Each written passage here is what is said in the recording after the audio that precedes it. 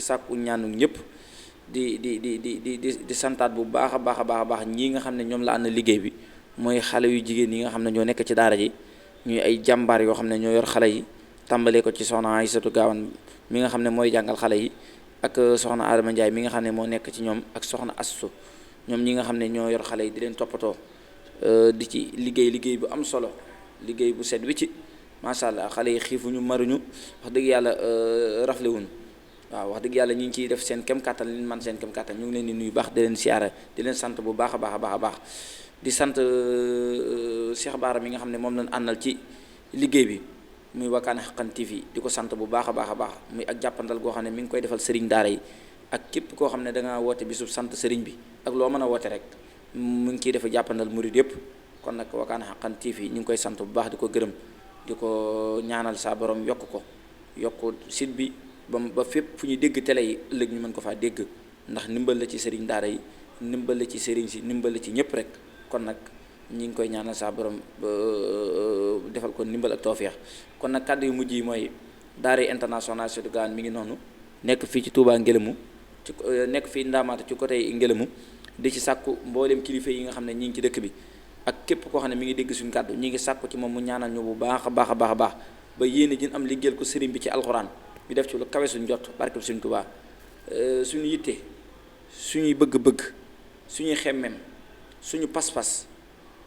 mooy sax Touba dakk di jàngal alxuraan wallahi hasim ak yàlla métti moo ngi ko koy seddeel benn yitte leen am benn xemmemteef benn bëgg-bëgg mooy sax Touba di jàngale alxuraan ba keroog dogal bi saa borom wàccee ci muy noona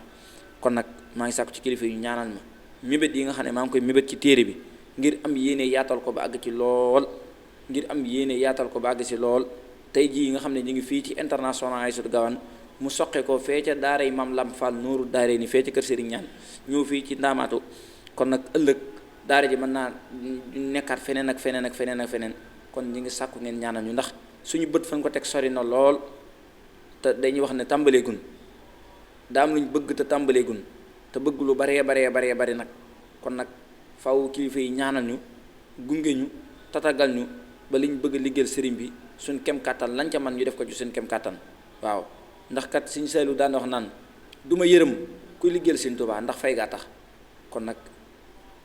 loolu kon tekki na li ñu bëgg a wax lépp kon fëx nañ te bëgg a dem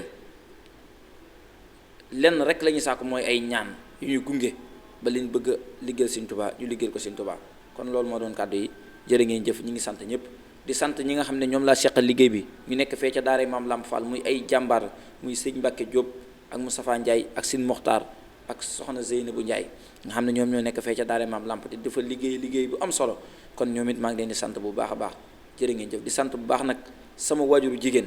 nga xam ne moom it wax dëgg yàlla uma fayam lépp loo xam ne am naa fitu dugg ca moo ma cay dooleel